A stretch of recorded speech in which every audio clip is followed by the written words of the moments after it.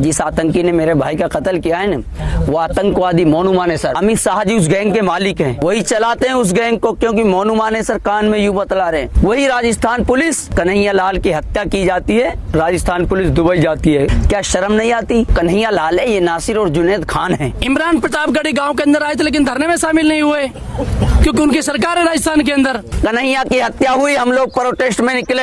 हत्यारा हत्यारा होता है, कन्हैया के दोषियों को फांसी दो। बात नासिर और जुनैद की आती है तो ये भड़वागिरी करते हैं। पत्रकार महोदय गए, उनसे कहा गया क्या नाम है, उसने कहा जी मुबारक, आप यहाँ से निकल जाइए, वरना नासिर और जुनैद की तरह हत्या कराना चाहते हो हथीन की मंडी के अंदर तो यही रुक जाइए। प्रधानमंत्री नरेंद्र मोदी जी अमित शाह जी से या नासिर के बारे में एक मरतबा कहीं ट्विटर नहीं करते। राहुल गांधी जी एक मरतबा कहीं ट्विटर पे ये नहीं लिखते कि नासिर और जुनैद की हत्या। कैलाश गहलोत जी पूरी भाजी खा के गया अलवर में। इससे बड़ी बेहयाई की बात क्या करोगे आप? एक मुख्यमंत्री हो गए नाइंसाफी कर रहे हो। और जो मोनू मानेसर है, ये आतंकवादी गिरफ्तार करना था, इन लोगों ने गिरफ्तार नहीं किया है, क्योंकि इन लोगों ने खुलेआम उनको संरक्षण दे रखा है। जब वो लोग वहाँ से गुजरते हैं, मानेसर से चलते हैं, तो जिला मेवात की सीमा वहीं से लग जाती है, बिलासपुर से 5 किलोमीटर उली तरफ से टोल टैक्स पार करके। लेकिन वहाँ से यहाँ ये लोग राजस्थान में आते हैं, क्योंकि अब यहाँ 2023 में विधानसभा का चुनाव होने वाला है, फिर हरियाणा में होने वाला है, इसलिए राजस्थान में ये लोग साजिश के तहत घुसे और मेरे भाइयों को उठा के राजस्थान से हरियाणा की जो फिरोजपुर पुलिस है वो कहती है कि जाइए आप लोग इनको ले जाइए और जाके कहीं भी जला दीजिए। पहले दिन से आप प्रोटेस्ट कर रहे हैं, जी। राजस्थान पुलिस ने मोनू मानेसर को क्लीन चिट दे दी, जी। उसका नाम ही नहीं है, क्या कहना चाहेंगे उसके? सर, इसी के लिए हम लोग ये प्रोटेस्ट कर रहे हैं। जब बॉडियों को दफनाया गया, मैं निराश था, मैं चिल्लाया था, तमाम हिंदुस्तान के लोगों ने देखा होगा, क्योंकि मैं मना कर रहा था कि जुनैद को इंसाफ चाहिए, नासिर को इंसाफ चाहिए। तब तक बॉडियों को नहीं दफनाया गया, तब तक अशोक गहलोत जी कह रहे थे कि मैं जल्दी आ रहा हूँ घाटमी का। बॉडियों को दफना दिया गया और उनको आश्वासन दे दिया गया कि आपको दोनों परिवारों को एक सरकारी नौकरी मिलेगी, और वो नौकरी का नाम कॉन्ट्रेक्चुअल नौकरी है। कॉन्ट्रेक्चुअल नौकरी, मैं तो इंग्लिश पढ़ा नहीं हूँ, लेकिन मैं जब मुंह से शब्द निकला तो मैं उसको कान से सुन लिया कि कॉन्ट्रेक्चुअल क्या होता है। क्योंकि सर ये हमें कहीं लॉलीपॉप दिया गया है, इसलिए कि ये लोग आश्वासन में आ जाएं, बॉडियों को दफना दिया जाए, बॉडियों को दफनाने के बाद में मामला शांत हो जाएगा। लेकिन मेरे जहन ने ये गवाही नहीं दी, मेरे दिल ने ये गवाही नहीं दी, क्योंकि मेरा ज़मीर जिंदा है, मरा नहीं है मेरा ज़मीर। मैं इंसान हूँ, इंसानियत का मैं इज्जत रखता हूँ, क्योंकि हिंदू मुसलमान सिख ईसाई तमाम लोगों का जो कत्ल किया गया वो नासिर जुनैद का नहीं हुआ, पूरे भाईचारे का, संविधान का, हर चीज़ का कत्ल कर दिया गया। क्योंकि जिस आतंकी ने मेरे भाई का कत्ल किया है ना, वो आतंकवादी मोनू मानेसर, अमित शाह जी है ना, अमित शाह जी उस गैंग के मालिक हैं, हमारे देश के, हाँ, गृह मंत्री जी उसके मालिक हैं, उस गैंग के, वही चलाते हैं उस गैंग को। क्योंकि मोनू मानेसर कान में यूं बतला रहे हैं, उसका एक रिकॉर्डिंग और लीक हो रहा है, आप लोग सुन लीजिए। वो फोन कर रहे हैं और कह रहे हैं कि जी इसको अरेस्ट मत करिए, मोनू मानेसर को। आप लोग सुन लीजिए, वीडियो वायरल भी हो रहा है, रिकॉर्डिंग भी वायरल हो रहा है। सर, ये पुलिस की नाकामी है और साजिश है पुलिस की।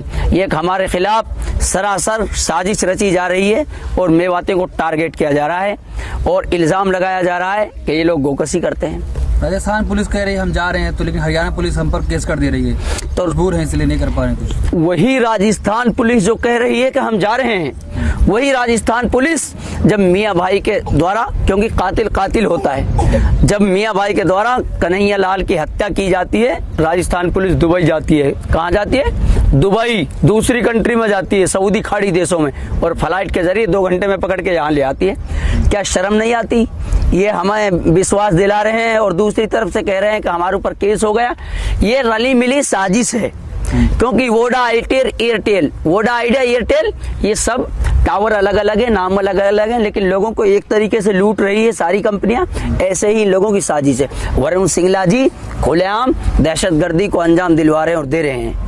तो जो मुख्यमंत्री आपके अशोक गहलोत मिलने नहीं आते हैं, नहीं आए, कन्हैया लाल के परिवार के घर जाते हैं, आपके घर नहीं आते हैं। वहाँ तो धरने पे बैठ जाते हैं ना, क्योंकि वो कन्हैया लाल है, ये नासिर और जुनैद खान है, ये नासिर और जुनैद खान है और ये मेवात के रहने वाले हैं। कैलाश गहलोत जी पूरी भाजी खा के गया अलवर में। अरे शर्म आनी चाहिए श्रीमान जी आपको। इससे बड़ी बेहयाई की बात क्या करोगे आप? एक मुख्यमंत्री होकर नाइंसाफी कर रहे हो और फिर ये कह रहे हो कि क्या मुआवजा बढ़ाने से आपके भाई जिंदे हो जाएंगे। तो मैं उससे पूछना चाहता हूं गहलोत जी, क्या कन्हैया लाल के साथ में जो आपने वादा किया, इंसाफ दिया? अगर हम उस इंसाफ को मांगे, क्या हम गलत कह रहे हैं? इसमें आपकी बेशर्मी नहीं है?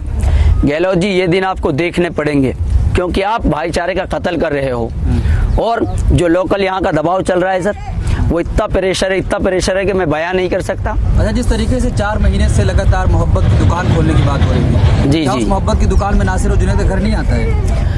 नहीं, इनका घर नहीं, इनका घर नहीं है सर। इनका घर तो अफगानिस्तान में आता है। नासिर और जुनैद का जो घर है वो अफगानिस्तान में आता है। वो वहाँ आता है, कुवैत में, इराक में आता है, सीरिया में आता है, फलस्तीन में आता है, लेबनान में आता है। क्योंकि नासिर और जुनैद इस देश के नागरिक नहीं, इस सरकार के हिसाब से कन्हैया लाल इस देश का नागरिक है। और प्रधानमंत्री नरेंद्र मोदी जी अमित शाह जी से ये नासिर के बारे में एक मरतबा कहीं ट्विटर नहीं करते। राहुल गांधी जी एक मरतबा कहीं ट्विटर पे ये नहीं लिखते कि नासिर और जुनैद की हत्या हुई और निर्मम तरीके से हुई। अगर कन्हैया की हत्या होती तो गहलोत जी धरने पर बैठ जाते हैं। इसी मेवात में जब राहुल गांधी की जुम्मन जोड़ो यात्रा निकली थी, कौन सी यात्रा? जुम्मन जोड़ो यात्रा निकली थी। जो गुलाम है ना, वो सारे के सारे गुलाम इसी मेवात में सबसे ज्यादा गुलाम पीछे लगे थे राहुल गांधी के। राहुल गांधी को इतनी बड़ी यात्रा कहीं नहीं मिली होगी जितनी मेवात में मिली। ये मेवात भाईचारे की मिसाल है। यहाँ हमारे गांव की 5 गांवों की पंचायत लगती है और यहाँ एक बढ़िया का घर है खंडेलवाल का, उसको हमने 5 मरतबा 25 साल से सरपंची करता रहा। इससे बड़ी की मिसाल क्या लोगे? खुलेआम आतंकवादियों का समर्थन हो रहा है। हतीन में पंचायत हुई, कल एक पत्रकार महोदय गए, उनसे कहा गया क्या नाम है, उसने कहा जी मुबारक। तो उससे कहा गया कि आप टीका लगाइए। उस पत्रकार ने कहा कि मैं टीका नहीं लगाऊंगा। तो उससे कहा कि अपनी आईडी दिखाइए। फिर उसने कहा कि जी आईडी देखने का क्या मकसद है? मुझे वो जानते हैं, वहाँ बाबा जी जो बैठे थे वो जानते हैं। तो उन्होंने कहा नहीं, आप यहाँ से निकल जाइए, वरना नासिर और जुनैद की तरह हत्या कराना चाहते हो हतीन की मंडी के अंदर तो यही रुक जाइए। वो पत्रकार चुपचाप आ गया। क्या ये आतंकवाद को बढ़ावा देना नहीं है? ये लोग मेवात के बीच में रहते हैं, याद रखना। ये लोग मेवात के बीच में रहते हैं और हम इनसे कुछ भी नहीं कहते। हम खुद इनको भाईचारे का कॉल देते हैं। कन्हैया की हत्या हुई, हम लोग प्रोटेस्ट में निकले, हत्यारा होता है, कन्हैया के दोषियों को फांसी दो। लेकिन आज जब बात नासिर और जुनैद की आती है तो ये भड़वागिरी करते हैं और ये कहते हैं, यहाँ कल फिरोजपुर जिरका के अंदर श्रीकांत और दूसरा एक रिंकू सैनी, इनके परिवारों को ये पैसे की मदद कर रहे हैं, पैसे की मदद। और फिरोजपुर थाना ने जिस तरीके से मेरे भाइयों की बॉडी को लेने से मना कर दिया कि आप ले जाइए, क्या ये पुलिस का फर्ज नहीं बनता? जो मुलजिम किसी को मार के लाए, अधमरा करके लाए, उसको थाने में बिठा लेना चाहिए था। क्या वो मुलजिम नहीं था मोनू माने सर? ये पहली घटना नहीं है, आप लोग कई सारे फोटो लगाए हैं, लगातार तमाम घटनाएं यहीं से घटी हैं। तो ऐसे समय में क्या कहना चाहेंगे प्रधानमंत्री से और अपने मुख्यमंत्री से आप? मैं तो प्रधानमंत्री जी से यही कहना चाहूंगा कि श्रीमान जी या तो इंसाफ कर दीजिए। हाँ, प्रधानमंत्री जी जो भेदभाव कर रहे हैं हमारे साथ में खुलेआम, 2014 से अब तक जितनी लीचिंग हुई है, तबरेज की लीचिंग हुई, हाफिज जुनैद की ट्रेन में हुई, अभी 2 महीना पहले एक बर्तन व्यापारी की हत्या कर दी जाती है सहारनपुर और मेरठ के बीच में। और पहलू खान को आप देखिए, भाई हट जाइए यहाँ से, पहलू खान को देखिए किस तरीके से बैठा हुआ है रोड पे, और वो नासिर को देखिए, जुनैद को देखिए, पीछे देखिए राहुल खान को, ये कार्तिक भील को मार दिया जाता है पानी के नाम से। ये देखिए अखलाक को किस तरीके से मारा गया, और ये जितेंद्र मेघवाल खाली मूछे रखने पे मार दिया जाता है। क्या मूछे रखूंगा तो मैं प्रधानमंत्री से पूछ के रखूंगा, प्रधानमंत्री जी क्या मैं मूछे रख लूं? क्या उसको तेल लगाना पड़ रहा है मेरी मूंछों में, जो इतना जहर घोल दिया? सुबह से शाम तक कभी आज तक पर कुत्तों की तरह डिबेट लड़ाई जाती है, कुत्तों की तरह लड़ाया जाता है 3-3 हजार में खरीद कर, और उसका असर कहाँ पड़ रहा है? इस मेवात में पड़ रहा है, क्योंकि ये मुस्लिम बहुल इलाका है मेवात, इसलिए इसको टारगेट किया जा रहा है। और पुलिस बराबर इनके लिए बराबर सहयोग कर रही है। आपकी मीडिया के माध्यम से कहना चाहता हूँ, पुलिस वाले हैं जिन्होंने उनको सबको नहीं लिया, या जो वो जब जिंदा थे नहीं लिया, तो उनके खिलाफ कोई कार्रवाई या कोई? पुलिस वालों के खिलाफ बराबर मुलजिम है पुलिस वाले, तो उनका कोई क्योंकि नामजद कराया हो कुछ पुलिस वालों को? देखो जी, पुलिस वालों का सबसे बड़ा नामजद तो यह है कि पुलिस वालों ने ही 5, 6, 7, 8 आदमियों को नाम दिए थे। ये बजरंग दल वाले आदमी थे, और जो आपके भाइयों को लेके गए, तभी तो हमें पता चला है कि कौन कौन आदमी लेके गए।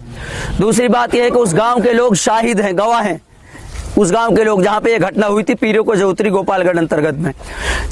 और सबसे पहली बात यह है कि मेरे भाइयों के पास कोई सबूत नहीं था।